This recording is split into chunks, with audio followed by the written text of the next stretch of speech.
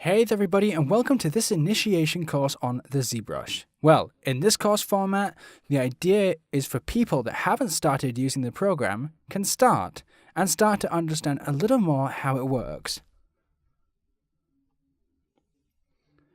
The course is going to go from an explanation and a working approach of the actual interface of the program to the capacity to model different simple structures and others that aren't so simple, like in the final exercise where we'll make a kind of squid. Okay, as I've said, we'll start with the first part or an initiation on what the interface of the program is, to later make a series of exercises where we'll put everything we've learned into practice. This program started as an alternative software to different 3D programs, seen as artists weren't able to create with the full extent of their creativity with the traditional 3D programs, because they needed to work with a large amount of polygons.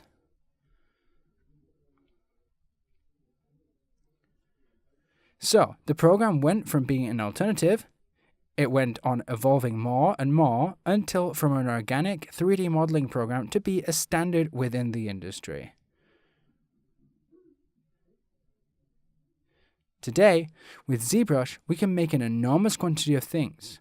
We can create characters, conceptual themes, organic models, hard surface models. We can export our model and use it for 3D printing purposes. We can paint the model, work with its textures, the alphas. Anyway, we can do a ton of things.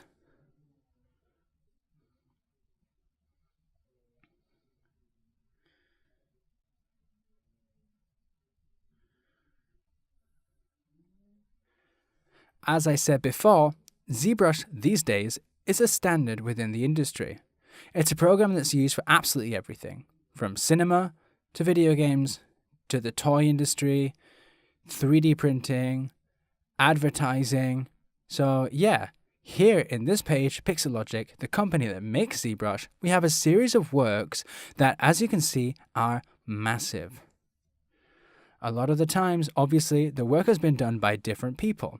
Maybe one person did the modeling, while the other did the textures or colors. But independently from that, you can do everything you see here with just ZBrush. Here you can see the different disciplines this program is used in, as I said, in movies, video games, advertising, 3D printing, conceptual art. As you can see, here is an automobile design, also for designing jewelry. And well, basically, when we start using 3D, there's different disciplines where we can go. Modeling, texturing, and later we can specialize a little bit in something, or just be general. Here, you can try out this model and the quantity of details that we can place later on it. Also, we'll export this model to pages like Sketchfab, or programs like Marmoset, to make a 3D model presentation, and the client can see the model in different processions.